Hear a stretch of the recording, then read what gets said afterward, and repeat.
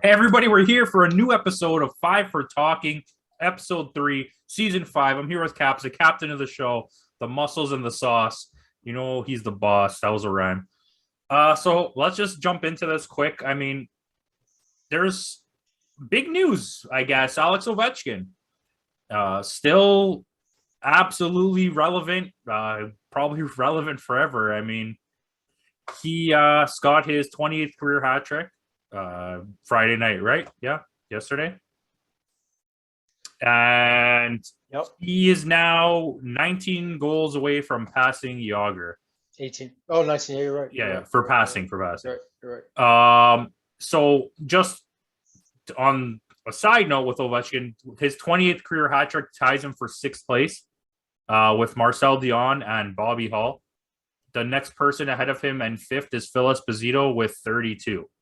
So that's another like little milestone thing there. I don't know if he's gonna catch 50, Gretzky's 50, but I mean, hey, why not? Shoot for Lemieux at 40. That seems like achievable goal. Well, let's look at the overall picture. I mean, this guy's 36 years old and he's having a monumental season. He's at 36 points right now, second, tied for second in the league for most points. And he's got 18 goals in 21 games. Like, you would think that he'd be slowing down, but that's definitely not the case. No, and currently he has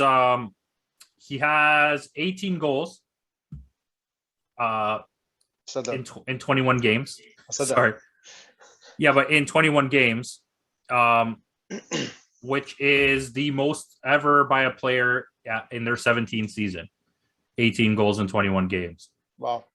So I mean, there's still a lot of the season to go, but to have this many goals this early on in the season at 36 years old is pretty damn impressive. You know what I mean? it's the pace too, right? Like if he had 18 goals at the end of the season, honestly, it is Ovechkin. And if I was like, I've watched his whole career. And if I had to say right now, at 36 years old, what did I expect from him? I expected a 30 goal season. I expected at least one more 30 goal season after this, and then I expected him to just completely tank after. But that does not look like what's going to happen. He looks like he has a shot at 50 this year, no problem. So, I mean, take it. 50. It looks like he's got a shot at 60 if he keeps going. He's gonna taper but, off. But like, hopefully, knock on wood, nothing really happens to him in terms of injuries or whatnot. But if he's going at the rate that he's going, it's not a matter of if, but when he passes Gretzky. He also, the way he's been scoring this season has shown a lot, because he'll go through like a 3-game slump with no goals, but then he'll get a hat trick. So it's like he's constantly making up for all the games when he doesn't score. He makes it all up in one game. So, I mean, he's not really riding a hot wave. He's kind of just being Ovechkin and doing what Ovechkin does. I wouldn't call what he's doing him being hot. He's just playing how he normally plays, and good for him. My favorite player of this modern era of hockey, and good. But like, here's the other thing. Like, it's pretty much a reflection of the whole team. Like, its whole team is playing well, and they're sitting what? Is it first or second in their division? Well, that's I'm going to look at it right now. They are second to Carolina. Second to Carolina. I mean, they played two more games at Carolina, but they have that's the same why amount of points. It's because they have more losses. That's why, overtime losses. But even still, like, it's crazy. Like, in the last 10 games, they've gone 8-1-1. And analysts from the last couple of years have written the Washington Capitals off because they were getting older. We got criticized. Me and you got criticized for putting Washington as high as we did on our tier list for this season, and we knew they were going to be good. I mean, we had our doubts in the last 2 episodes of what they were going to be by the end of the season, probably, but I mean, they're still not a good team on paper. They still have their core players. They're healthy right now, as healthy as they could be. They have 2 young goalies that are playing well. Yeah, the And only difference is that they don't have Char with them. yeah, But we can talk about the Islanders in a bit. well, yeah, we'll get there. So we'll, I guess, do you have anything else about Ovechkin? No. Okay, No, so I just no, I think don't. like absolutely, I'm amazed at what he's doing. It's honestly people don't recognize maybe what it is, except for maybe the Washington fans and huge Ovechkin fans. But you're witnessing history happening, and it's pretty insane. So just enjoy it while it's happening. So segue that into the standings. I guess we'll like that go to the Islanders from there. Um, the Leafs, huge jump up, good for them. We'll get into some Leafs talk towards the end, but fantastic, good job for them coming back. Washington looked great. Florida, Carolina, Edmonton has turned it around this season. They look fantastic, and Well, they never really turned it around. They were doing well well, last year too. but people credited their doing wellness. That's not good English. To being in the Canadian division, because So the did Toronto. Leafs, but the Leafs hammered Edmonton almost every time. Well, I wouldn't say hammered, but Well, somebody's got to win. yeah, I guess that's true. But so six out of the 10 teams in the East are sorry, 6 out of the 10 teams in the NHL are from the East. 6 out of the top 8 are from the East. So I mean, the West doesn't look good too, especially when it's like Minnesota and Anaheim that are two of your teams that are top 10. Columbus has been going for a run. I don't know if you've been paying attention to Columbus. Columbus has gone on a run. I mean, my biggest surprise is pretty much Minnesota. But like we said it in the last episode, things are going to fix itself, Yes, it will. work itself out at some point. Okay. Mhm. I mean, we were shocked by Colorado, and lo and behold, Colorado is actually doing very well. Well, it's a great team. Like, Yeah. I mean, everyone has pretty much played about 20 games, and they've played about 17 games. They sit at fifth with 21 points, but if they were to win the next 3 games, they'd be tied with Minnesota for top spot. So, like I said before, things are starting to work itself out. We had Chicago ranked pretty high, right? And lo and behold, they're actually starting to win a lot more games as of late. Yes, they are not. They're sitting pretty low right now, but they still have a chance to come back and oh, you know. in comparison to the last episode we did, they're playing amazing. Yeah. And they're starting to And figure it out. They got a shot at the playoffs. The West sucks, so they have yeah, a no, big shot. like last time we talked, Buffalo was like top 3. Now they're down to 6th place. Yeah, so So they've lost about they lost like I think 5 in a row, Buffalo, since our last video, and then they won once. So mhm. I mean, that is what it is. Seattle started off like I mentioned it in I don't know if it was the last episode or the first episode, but about how they just looked fine. I actually watched the last couple of games, like bits and pieces. They do not look good anymore. And they look like they cannot figure it out. Well, somebody sent me a picture not too long ago, and I thought it was pretty funny. But sorry for all the Seattle fans out there. It read Kraken right where they belong in the bottom of the Pacific. Oh, that's really good. So I thought that was Yeah. pretty funny. But I mean, it's a team that was just put together this Oh year. yeah, This I year, agree. excuse me, and they got a long way to go. They have some decent pieces too, and they have a lot of draft picks. Yeah, like it's gonna take some time for them. I And mean, they this didn't. is They didn't. not even the same of how No, the draft went for Vegas. This is Vegas something had a completely different. special whole thing. Like you have to think of it too. Like look back to the older drafts, like when Florida came in with the Ducks. Who had those? You know what I'm talking about. There was the Tampa Bay Ottawa year, and then every those teams coming in the 90s, and then I think also Nashville and Columbus came in together. If I'm wrong, I don't know. But having 2 teams have to draft, so you're fighting with another team also to pick the players in from the other teams, right? So, and then for the other teams, you're losing 2 players throughout the draft. So it's a little bit different. Being Vegas had a lot of options and wiggle room in the rules that the Kraken didn't have. And speaking of Vegas, Vegas is starting to come around too. A lot of their players are coming back. Well, Vegas was injuries. Yeah. Vegas wasn't bad. Vegas was just pure like injuries. Okay, so well, let's talk about the Islanders actually. So the Islanders got the pandemic hit them, and they are out. I believe it's till the 30th of November. Yes, through November 30th, they are not allowed to play hockey. Well, they hit Ottawa not too long ago too, right? Yes, it happened to one other team as well this season. I can't remember who it was. It might have been Calgary. I don't think so. Either way, yeah, that's kind of sucky, especially for the position that they're in. They look not very good. Their game against the Leafs, regardless of how anyone else perceived that, they look terrible.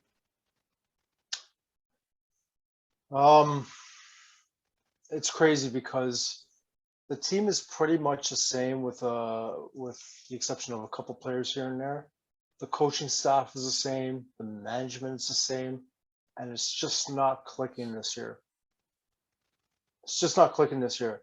Now, what do? Do you replace the coach? Do you trade players? I was going to go with trading some of the players because we all know that the coach is very good. Oh, yeah. They have good goalies. You know what? It's just so funny because as I was speaking, I kind of changed my mind there because the coach is that good. And the fact that he's not able to change things around with this team, which is pretty much the same team, makes me want to think that maybe it is the coach that may need to go. If you want my opinion, which you obviously do. Of course I do. The Islanders are in the opposite situation of the Leafs. They have two good goalies. They have, but where they differ is they have a great defensive core with no real other outside of Barzal superstar skill players. They need never forwards. Really did. I know, but and that's what they've been missing. They need speed and skill. They don't need superstar players, but I think they need to replace a couple of those slow defensive players with some speed, and they need some goal scoring. They need Varlamov back at 100%. They need all their guys back at 100%. They need to wake up, man. They need to wake up. Like, I mean, it's still early. Like, they can turn things around. Look at St. Louis a few years ago when they won the Cup. They turned things around in January. Well, in fairness, in Five for Talking standards, I had been preaching from the rooftops about how good St. Louis was for like 3 seasons in a row. And then finally, that year when I picked them to go all the way, they actually did it. But then look at them last year. They completely crapped the bed last season. They look like so bad all year, and then this year they're back again. I didn't think Pietrangelo made that big of an impact. I mean, they still had a pretty good team that they should have. They should have. Well, but look at them this year. Well, I guess Tarasenko not being 100% hurts you, right? Maybe. But let's bring it back to the New York Islanders for 1 second. Did they move into the new arena or something? Yeah. Okay. It's so funny because someone sent me a message, or I saw it somewhere where you know how the Islanders are treating John Tavares and all that stuff. I guess John Tavares can look back and say that he won in the new arena before the team did.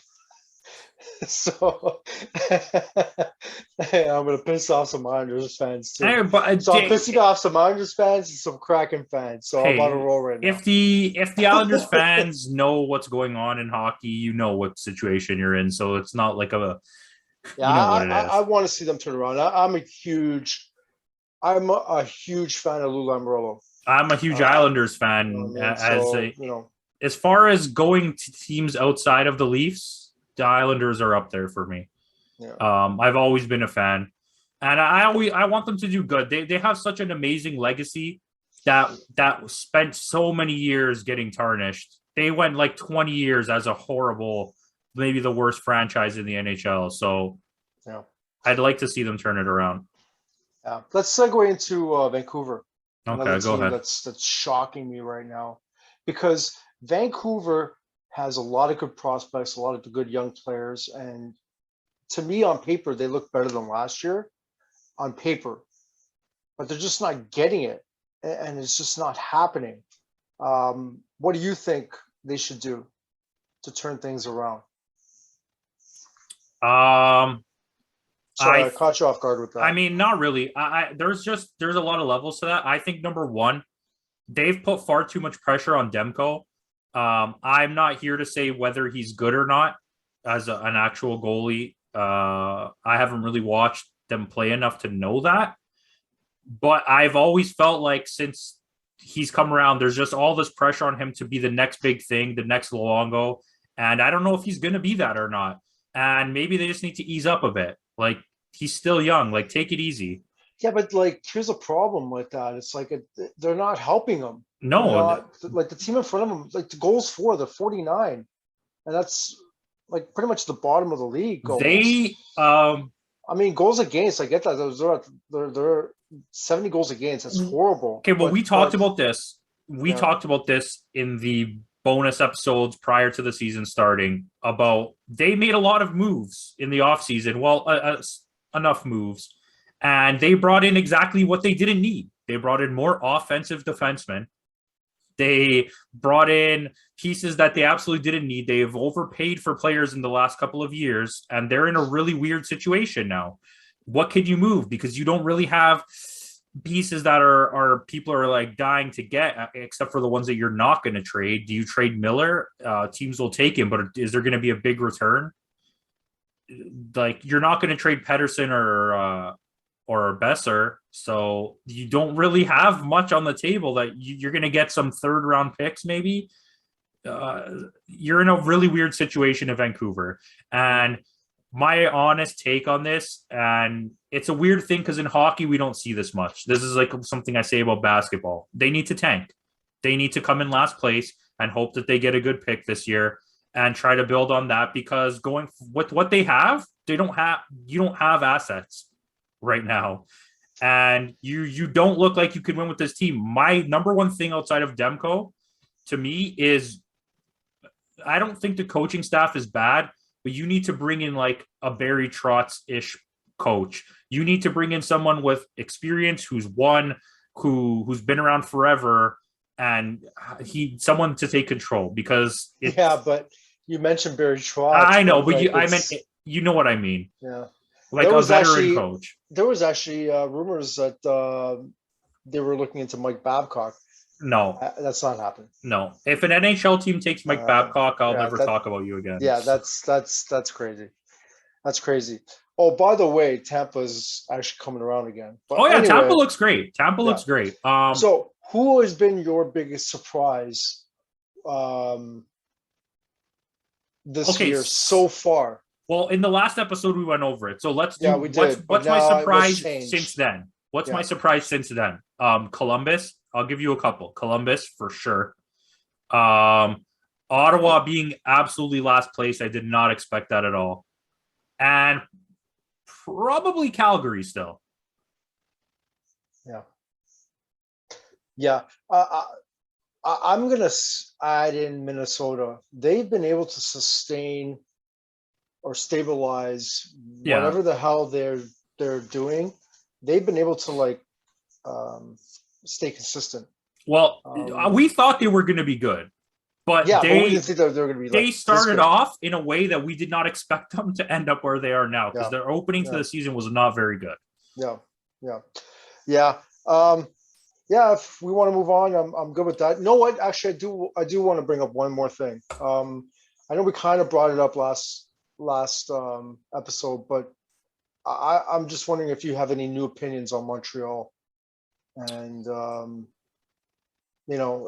has anything changed in your opinion?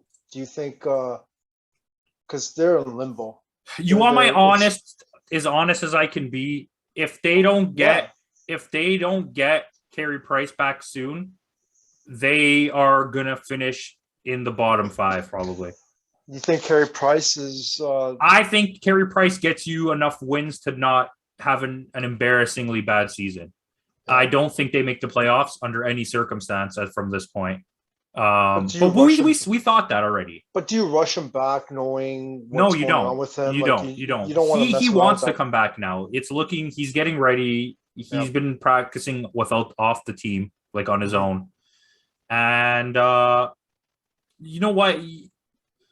At the point of his career that he's at, and with all the injuries he's had, you got to take care of him. He's also the centerpiece of your entire franchise.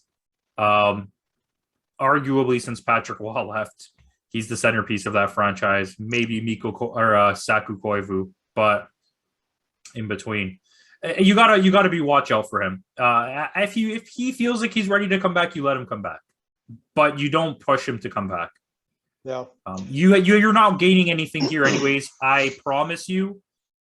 Last year's situations aside, you're not winning the cup this year under any circumstance. So there's no point in hurting him. You might as well build for next year. They're also in a similar situation to Vancouver in the sense that they don't really have much that they can move without moving pieces that affect the immediate future, right?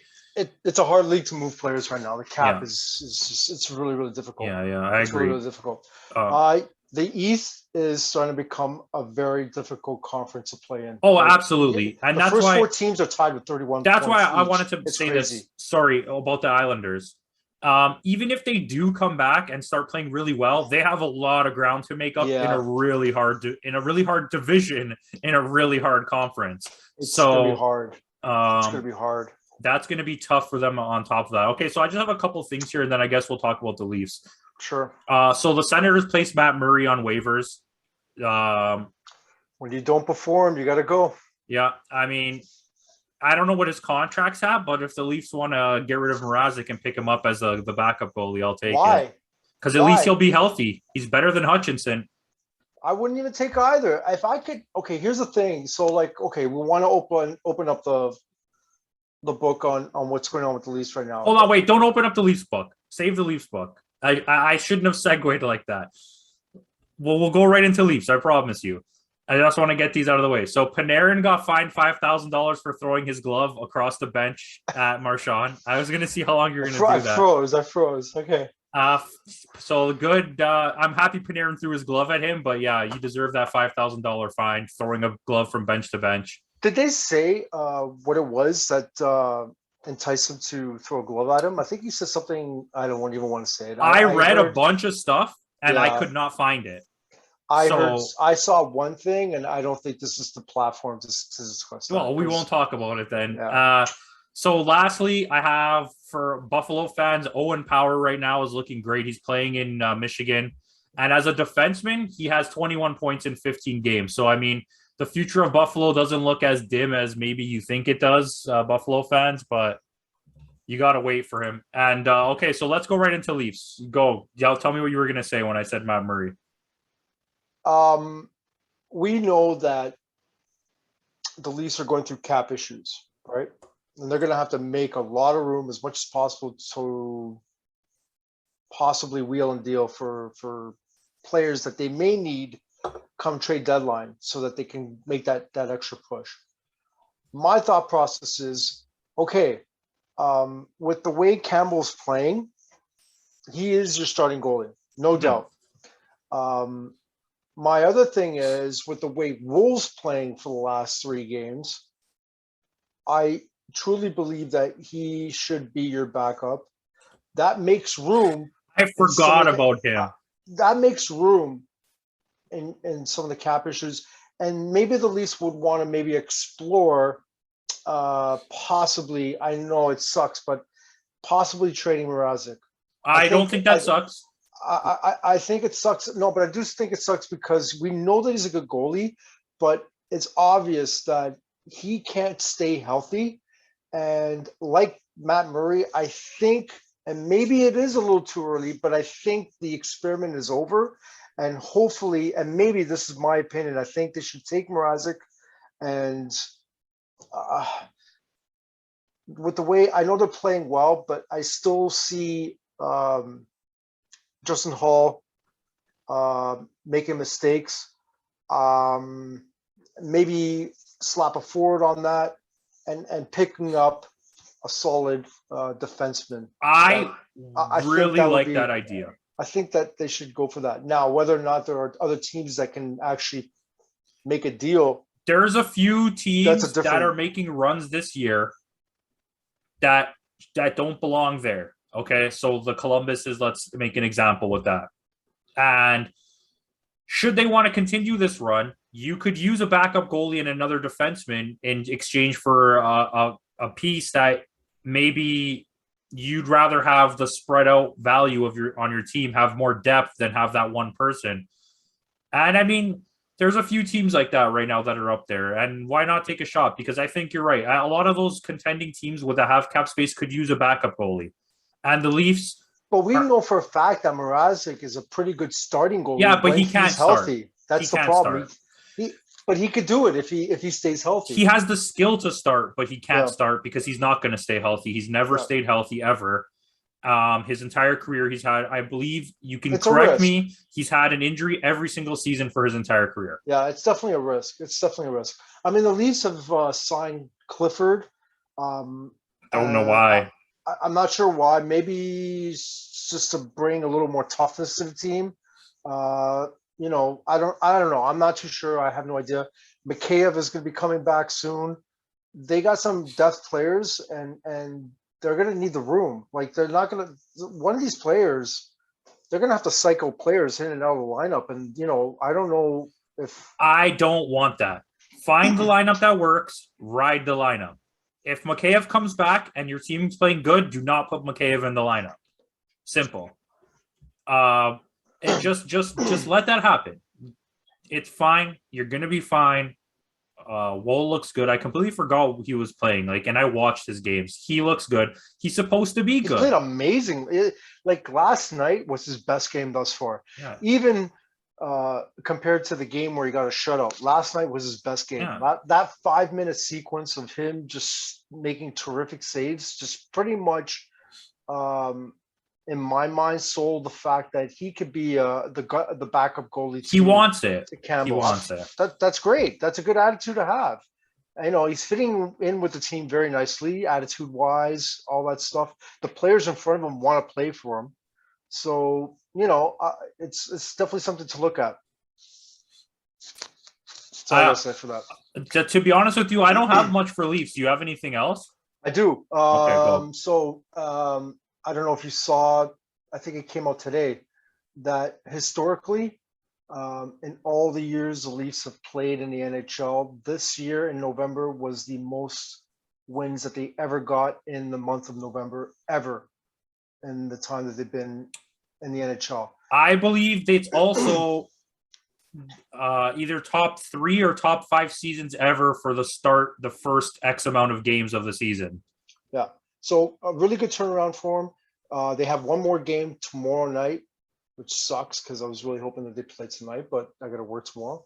Anyway, that's a different story. But the fact of the matter is that because the East is so hard to play in, and teams are just going to keep getting better and better and better, and we know historically, statistically, Toronto doesn't really have a good month in January and February. So it is very important for them to rack up the wins now in the month of November and December to solidify a comfortable spot for the playoffs, because it's going to be very hard for them. This is it. Playoffs this year. There's 2 things that most hockey critics say. It's either after American Thanksgiving, which is right now, or December 1st. The way the standings look is usually similar to how it's probably going to end up. So, I mean, it's about a quarter of the way into the season. You get a good picture of it. You know what I mean? So, it's past a quarter for sure, but you know what I'm saying. And I think the Leafs don't usually have a bad regular season since they've had Austin Matthews. It's the playoffs, right? We're not going to get there yet. We're not going to talk about that, but yeah, You know what? You brought up something. I don't know if were you done with the Leafs conversation? Oh Because yeah. now I just got another question I want to Yeah, ask yeah, you. go ahead. Okay, I brought it up in our chat about the whole referees and how they perform in the playoffs and the regular season. Um, Forget about the fact that we're talking about the Leafs. I'm just talking about the referees. Do you feel that there is a difference between what the refs do in the playoffs and what they do in the regular season? So if you remember my take on it, I think personally, I think they do let things go. They do allow a more physical game, Do you think but that's right? but I think that when people see things that they're like, oh, the ref let that go, I can't believe it. It's they really missed it. It's just because so many people are watching the playoffs because there's only 16 teams remaining, then 8 teams, you know what I mean? And it keeps getting less and less and less that everyone's watching that and noticing those things. You don't notice it when you're watching your regular game on Saturday night because it's not a big focus and not all eyes on this game. But they do start to let things go, but the malicious stuff that you think they're letting go, they're just missing that. The refs are not going to let that kind of stuff go. A lot of times they're just missing it, and you're only noticing because there's so many eyes on it. Everyone's talking about the playoffs, but So I uh, guess what you're trying to tell me is that they should really try and tighten things up and stay consistent. Well, they are trying to be as consistent as I they think could they possibly be without missing anything. I think if they need to ref the way they ref in the playoffs throughout the season, because a lot of the penalties that happen in the season are little fluffy penalties where a guy dives, and in the playoffs they're not going to call that dive, and they need to stay like that for the entire season because it's just I don't want to see that. I didn't watch hockey to watch people flop around on the ice and people get penalties. So there is a bit of a difference that they should be a little more consistent. I think that they're just I think it's kind of opposite. I don't think they're really letting things go in the playoffs. I think they're just refereeing how they should be refereeing because in the season they call penalties for things that are not penalties 100%. And it's the opposite. It's not them missing things in the playoffs, it's them over calling in the regular season. And it's just kind of stupid. But it is what it is. I'm not big on the I my in my opinion, I don't care either way. It doesn't really affect too much, right? And the things that happen in the regular season, like there's not enough missed calls that the Rangers didn't make the playoffs because they got 150 missed calls in the regular season. You know what I mean? It's not like it's ruining careers. Okay. What Well, about I'm done you? there. You're not getting off that easy. I mean, there are teams out there that complain that the refs are not consistent. Um, I do see some calls being, I do see them being a little more lenient in the playoffs and during the regular season. And for me, teams that are not built for the playoffs and for the regular season don't stand a chance in the playoffs if the refs are going to call a different type of game. Well, Now, I'm not trying to relate it to what the yeah. team that we cheer for, okay? I'm just saying that they need to be consistent all season long and in the playoffs. If you're going to call something in the regular season, it should be called in the playoffs. If you're going to be lenient during the season, then you could be lenient during the playoffs as well. And it just needs to be consistent all the way through so that teams can build accordingly. That's But all I'm this trying is to say. also a thing that I tried to tell you before. Building a team is not a set thing. There's not a design for a team. It's whoever's building that team, whoever the GM is, the owner, the president, they're building a team the way they want. So your feelings on how a team should be built are not irrelevant because that sounds mean, but your feelings on how you think a team should be built is your feelings. If you were GMing a team, it is. Not every team thinks that they need to have toughness to win a Stanley Cup, especially nowadays, right? But I do agree with you in the sense, but I don't think the referees calling things is equivalent to building a team for the playoffs. That's where we But differ. I mean, yeah, but you want your opinion to be that's how you build a team, right? Like Yeah, I mean, when I Kyle look at, Dubas clearly doesn't think toughness is no, what he needs, and for the Leafs. and that's what he wants to go with. That's fine. Maybe he's changed his mind a little bit in the last couple of years by bringing in some tough guys like Yeah, Sims it's going to and change, right? Richie and I guess in this case Clifford. But when I look at the season and I look at the playoffs, and last year is a good example, Montreal looks like a team that would be a little more successful in the playoffs because it suits that style of play, and especially last year, more than what they did during the regular season. Absolutely. That's just me. And we both agreed on that last year. In our way of building a team, Montreal was designed to, especially to beat the Leafs. That's like the kind of team they had. They were like Leaf kryptonite. And I look at this year, and to me, the way I look at Calgary is equivalent to how Montreal was playing last year. Now, they have been very successful thus far, and that has a lot to do with Sutter. But to me, if they stay the same, they could be very successful in the playoffs because they have that type of team that can be successful because they have the toughness and endurance to withstand a lot of these teams' styles of play.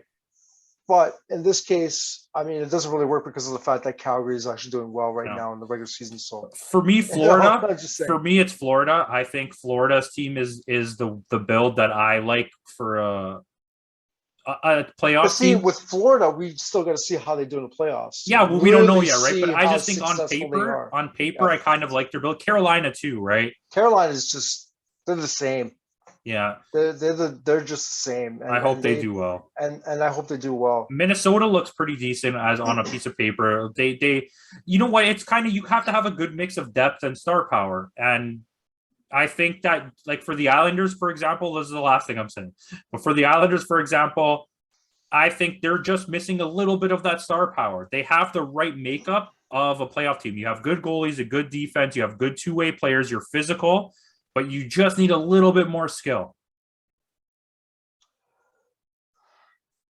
Yeah, I mean, we could differ on that because Minnesota doesn't really have a lot of star power, and they're killing. Well, they do have Zuccarello and Kaprizov. Kaprizov, which is, but they do. I still think they could use a third guy. I don't think that those two are really like have that kind of star power. No, I agree. But then when you look at the Islanders, they have Barzal, and that's it. And they made it to the semifinals 2 years in a row. So, anyways, I'll let you have the last say. So, no, but you're right. You're right. Anyways, guys, thanks for watching. Like, comment, subscribe. Let us know what you think, and tell us if we were wrong. Peace out.